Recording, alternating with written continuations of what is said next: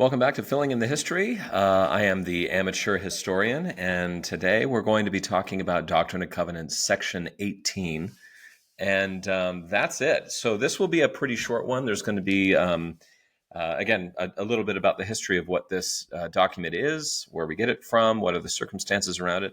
And then after that, a little bit of a kind of a precursor to the end of an era in the Joseph Smith papers. So we'll get to that in part two, which will be kind of just a bonus sort of actually non-historical, just kind of an opinion piece that I'm going to do. So hopefully it doesn't upset as many people as my First Amendment thing did. But anyway, so yeah, welcome back. We are going to be talking today about section 18 of the Doctrine and Covenants. And this, if you recall, is actually placed earlier, but for the sake of sort of continuity and a lot of the story and the way that the manuscript history of the church reads out, we're kind of doing them a little bit more in order to kind of keep things in context. So, yeah. So, welcome back. So, earliest copies that we have, this one is not found in Revelation books 1 or 2. It is in the index, which I'll get to in a second. But this is part of all those sections that are lost. So, again, somebody took the gathering out of the Revelation books, and it's gone. We assume that a lot of myself and the editors of the Joseph Smith papers kind of assumed that it was used to publish the Book of Commandments in 1833, which is where we find the earliest version of section 18. In the Book of Commandments, it shows up as chapter 15. That's where we are. And in 2 years later, in the Doctrine and Covenants first edition, it is found in section 43. So nowhere to be found in Revelation books 1 or 2, but the earliest version that we have is chapter 15 from the Book of Commandments. So a little bit more about the source that we have. If you want to get into the details, this is the index for Revelation book 1. And as you can see, it is found on page 18, or would have been found on page 18 if that wasn't lost. I will say there's a couple of things that come after this, but section 19 onwards, we actually have most of the revelations after that. So my guess, I think other people's as well, they probably just took this gathering out to do a publication of it, and it never got put back. But the good news is that from kind of henceforth, like the back part of section 19 is in the Revelation books, and so from now on we'll be able to see like what, maybe they made some changes, maybe some names were changed or some words were changed, or whatever the case may be. So that's that. Now, originally, it was placed between sections 14 and 16, which is kind of strange. If you remember, 14, 15, and 16, as we currently have them now, are kind of the same. It's all the Whitmers getting revelations for themselves, but for some reason, in this case, section 18 comes before 14 and 16, chronologically, at least in the indexes that we have, in the books that we have, from the 1829, 1830 era. And it was actually written to Oliver Cowdery. So the first section, I should be careful with that word. The first portion of section 18 is directly sent to Oliver Cowdery. And then afterwards, David Whitmer sort of shows up. So it's given to Oliver Cowdery and David Whitmer at the Whitmer's home in Fayette, New York. And this is the location of the organization of the church. So again, plates are found in Palmyra. They run into a whole lot of nonsense up there. So they have to move to Harmony, Pennsylvania. And that's where Joseph and Oliver do, as we would say today, the Book of Mosiah, all the way through to the end of the book, which is the Book of Moroni. And then they needed to move again. So they moved from there back to upstate New York into Fayette, New York, which is where Joseph and Oliver translated First Nephi through the Words of Mormon, because that kind of equivalent portion of the Book of Mormon was lost by Martin Harris with the 116 pages in 1829, which was the Book of Lehi, which we have really nothing about that anymore. Those are gone. They were never retranslated. And so now that we're in Fayette, this section is brought about, which has to do with, again, it's directed at Oliver Cowdery, it's directed at David Whitmer. Those two people become two of the three witnesses to the Book of Mormon. And in this case, the three witnesses had two jobs, to put it simply. The first one is that they were to have a very specific divine manifestation of it. I believe we talked about this in the last episode, where not only did, like, the 8 witnesses went into the woods with Joseph Smith, and the 9 of them together got to hold the plates, turn them over, feel them with their hands, like really see them in person. And they wrote their names down, and all 8 of them signed it. And that's in every copy of the Book of Mormon. The 3 witnesses did all of those things, but according to section 17, which is in a previous episode, they also got to see the sword of Laban, the Urim and Thummim itself, the breastplate, which we've talked about. People like Lucy Mack Smith actually got to feel and sort of see them through a napkin and things like that, but they actually got to experience those items as well. But the sword of Laban was in as part of section 17. They got to see all that stuff. And in that one, the angel Moroni comes down and actually is the one that shows the place to them. So there's a difference there in the story of how those 2 witness events happened. But both of their accounts, both of their sets of signatures are all printed in every copy of the Book of Mormon. And so the other thing that the 3 witnesses did, besides having a bit more of a divine manifestation of these plates, is they were also in this section instructed to choose the 12 apostles, which for the Church of Jesus Christ of Latter-day Saints is a major sort of indication to the world that it is a true church, that it is a restored church, that it has everything that the ancient church had, including apostles. We also claim temples, new scripture, having a prophet on the earth today. All of these things, for many, are signs that it's real. And I believe one of the reasons why this particular section is in the Doctrine and Covenants is because it's a core tenet of the church's teachings about having apostles, about having witnesses and scriptures and all these kinds of things. So that's what we're talking about here. So the 3 witnesses have a divine manifestation. They have a whole, again, section 17 is all about that. But also they are tasked with choosing the 12 apostles. So that's kind of an interesting little footnote. Now, this is in 1829. The apostles were not chosen until 1835. It's kind of a long time. Partly because only 6 official members made up the original church. So the numbers are a little too small to have 12 apostles. But that's what this section is all about. So that's a little bit about the background of it. And so we're in Fayette, New York. It's 1829. The Book of Mormon is not published yet. The church is not organized yet, and they're already talking about coming up with apostles. The earliest version we have of this is in the Book of Commandments. So there you go. So what are the circumstances surrounding this? Well, something I found kind of incidentally interesting to me was that the Book of Commandments and the original Doctrine and Covenants, the one in 1835, the headings are the exact same. The only thing is that the Doctrine and Covenants adds last names. So they don't just say, in the Book of Commandments, for example, it says given to Joseph and David and Oliver, or Oliver and David, sorry. But in the 2 years later, when they do the Doctrine and Covenants, it's Oliver Cowdery and David Whitmer. So they do add those last names. I think probably as a clarification, it makes a lot of sense. So the Book of Commandments introduction says, a revelation to Joseph, Oliver, and David, making known the calling of 12 disciples in these last days, and also instructions relative to building up the Church of Christ, according to the fullness of the gospel, given in Fayette, New York, June 1829. So it may also be an interesting thing to note that in 1833, the church's name was not the Church of Jesus Christ of Latter-day Saints yet. So that was forthcoming. It was called the Church of Christ previous to that. The Doctrine and Covenants says the same thing, except for it adds last names. So that's the introduction that we get. In 1981's edition, which is what a lot of Latter-day Saints grew up with, that's when they sort of, the one stick in the hand speech that is given by Bruce, no, it was not Bruce Omerconke, it was Boyd K. Packer that gave that speech. But anyway, they had all these footnotes and they changed headings and they did a lot of stuff to the scriptures in 1981. Has a very different introduction than any other versions that we have. It says, Revelation to Joseph Smith the prophet, Oliver Cowdery, and David Whitmer, given at Fayette, New York, June 1829, according to the history of the church. When the Aaronic priesthood was conferred, the bestowal of the Melchizedek priesthood was promised. See heading to section 13. In response to supplication for knowledge on the matter, the Lord gave this revelation. Okay. Now, in 2013, and this is a post-Joseph Smith Papers world that we're living in 2013, The heading is very different. It says, Revelation to Joseph Smith the Prophet, Oliver Cowdery, and David Whitmer, given at Fayette, New York, June 1829.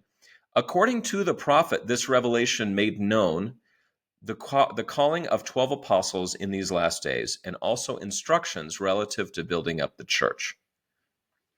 So, kind of in a way goes back to what the Book of Commandments says, but I find it interesting that this is one of the, to this point anyway, these section headings are very different. And when they came out with the 2013 edition of the Doctrine and Covenants, they made some changes to this. It wasn't just dates or taking away the history of the church reference here. So I thought that was kind of an interesting thing I stumbled across while I was looking at this. So from the historical introduction from Documents Volume 1, the Fayette translation, again, is underway. They've already, and they're kind of in the middle of this, or probably they may be done, from 1 Nephi, 2 Words of Mormon in Fayette. This is the later location for where the church is organized. And so who's the audience here and why? Well, we get this from historical introduction. Although the first portion of the revelation is addressed to Oliver Cowdery, the remainder provides direction for Cowdery and David Whitmer jointly, including a call for them to find 12 disciples. The revelation then speaks to an intended future audience for Joseph Smith's revelation, addressing these unidentified 12 disciples. Previous revelations had always addressed the individuals directly involved as they or a scribe recorded the words Joseph Smith dictated. So I find this is interesting. We're kind of departing from a few things right now. In fact, this is the first, it's always going to have a reference to it, but we're starting to depart from the Book of Mormon being the main source of information in the Doctrine and Covenants. Our church history is kind of going on from that. Now, always we're going to be referencing scriptures and stuff, so I'm not saying we're going to abandon it completely, but the translation is kind of coming to a close and they're moving on to the next thing. So it's kind of an interesting point in church history. So a couple of things about terminology. You may notice that I was talking about 12 apostles, and it says here disciples. Well, there's some explanations we get, again, from the historical introduction to this document in Documents Volume 1. While the Book of Mormon uses both disciples and apostles, distinguishing between the 12 disciples in America and the 12 apostles in Jerusalem, the term seems to refer to comparable offices. This revelation uses the term disciple to describe the calling of the 12, but it is unclear whether in 1829 Joseph Smith and Cowdery thought of the terms disciple and apostle as interchangeable as they did later. It is also not known when Cowdery and Whitmer began to search for the 12 disciples or apostles.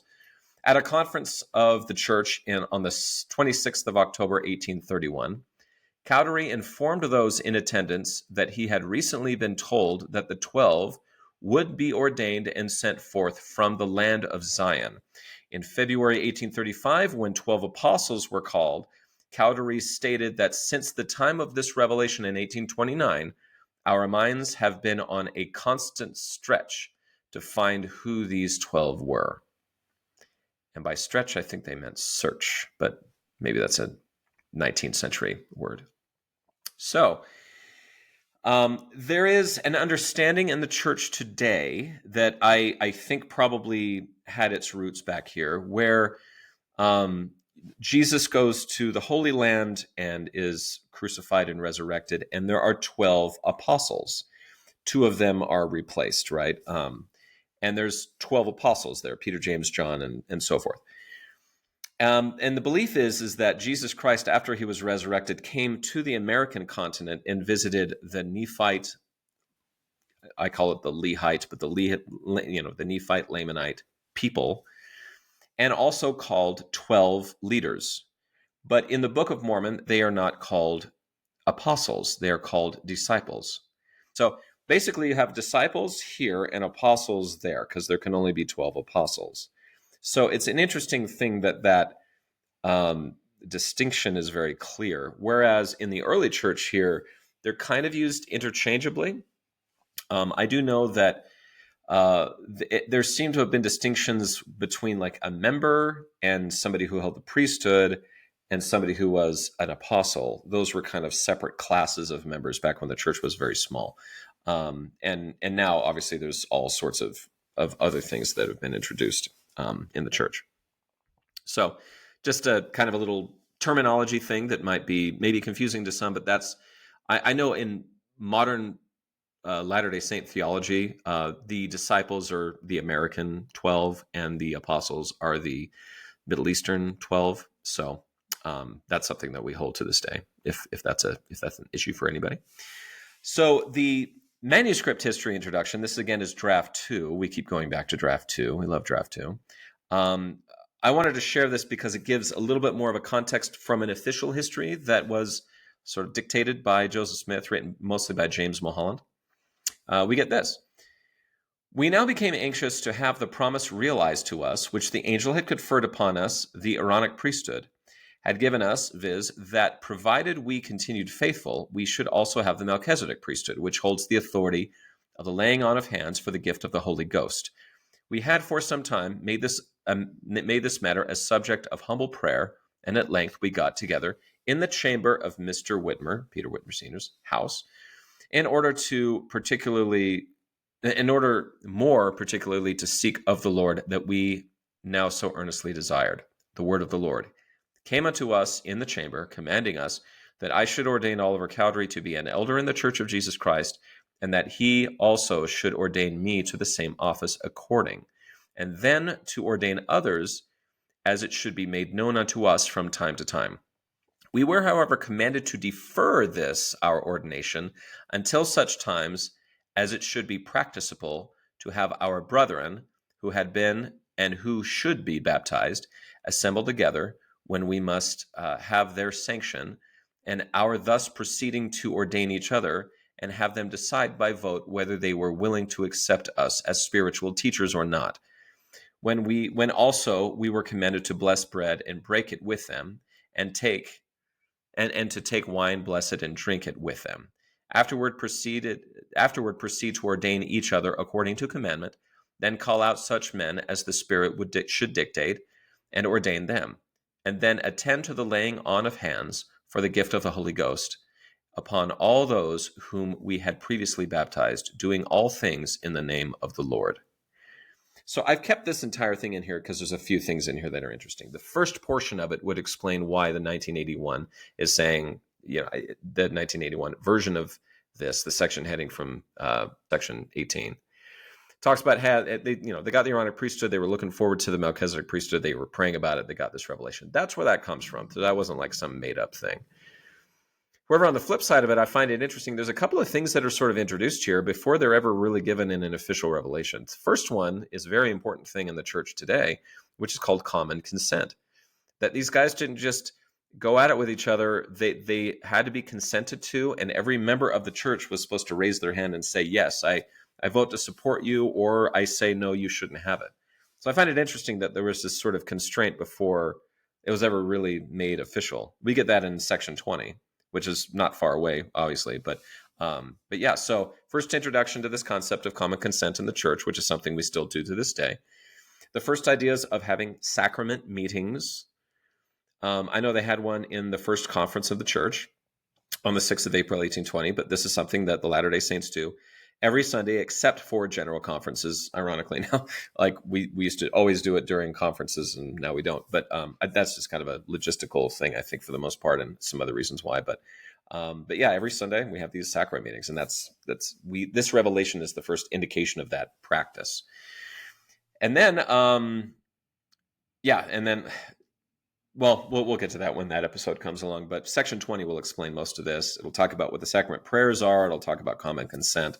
So it's kind of interesting that this is an inkling of organization, right? 12 apostles, a structure to the church, priesthood orders, sacrament meetings, common consent of people. We don't just we don't have conclaves, and we don't have a certain number of people vote on something. It's everybody that gets to be involved in it. So if you don't know, every single general conference, every annual general conference, at least in April, whether you're watching on TV or whether you're in person, they ask you, do you sustain these people as prophets, seers, and revelators? Do you like the 12 apostles, the 70s, Your local bishops, all of it. I have a calling. It's very small, but I love it.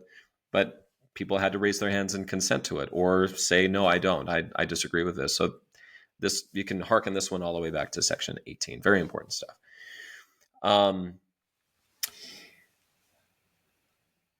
And then for the rest of draft 2, we get this little statement here. It says, the following commandment will further illustrate the nature of our calling to this priesthood, as well as that of others who are yet to be sought after. So this is, again, it kind of explaining that this revelation and all these revelations were used as sort of priesthood trainings of how to do your ministry, which is still what the Doctrine and Covenants is used for today. So a question arises then in some of the language of this, verse 8 specifically calling out that Joseph is sort of called to something else. Did Joseph and Oliver have their apostleship before any of the others did? Because they are being ordained as elders. And if you don't know, again, if you're an apostle in the church, your title is elder so-and-so, right? So footnote 8 from the Joseph Smith papers. This is out of Histories, Volume 1. This is the draft 2. But a footnote that we get from the editors of the Joseph Smith papers says, this passage could be evidence that the ordination of Joseph Smith and Oliver Cowdery to the apostleship took place before this revelation, soon after this declaration. Cowdery included his articles of faith, articles of the Church of Christ, with these words, behold, I am Oliver, I am an apostle of Jesus Christ by the will of God the Father and the Lord Jesus Christ. So we don't have an exact, we don't have like a big detailed account of Peter, James, and John coming down and restoring the Melchizedek priesthood, but apparently that already happened. They have been ordained elders and apostles and all that kind of stuff by the time this has happened, is what this footnote is implying. And so we also get some clarification from footnote 13 about when this might have happened. We get June 1829, but we also get this. Oliver Cowdery wrote to Hiram Smith on the 14th of June, 1829, urging him to stir up the minds of our friends against the time we come unto you, that when they may be willing to take up upon them the name of Christ, for that is the name by which they shall be called at the last day. And if we know not the name by which we are called, I fear we shall be found on the left hand.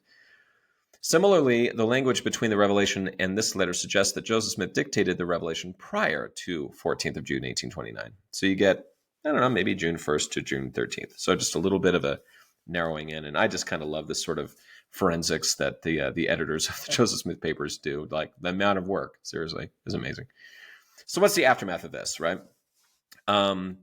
We get this from, again, the historical introduction and then some thoughts, and I'll close this out. It says, when Joseph Smith and Cowdery convened a meeting to select 12 apostles in February 1835, they refer to the proceedings as being a fulfillment of this revelation.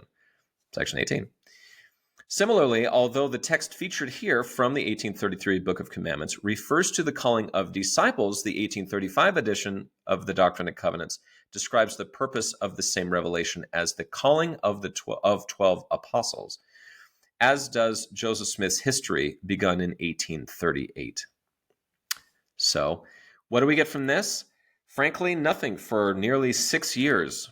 That's when you get the 12 apostles.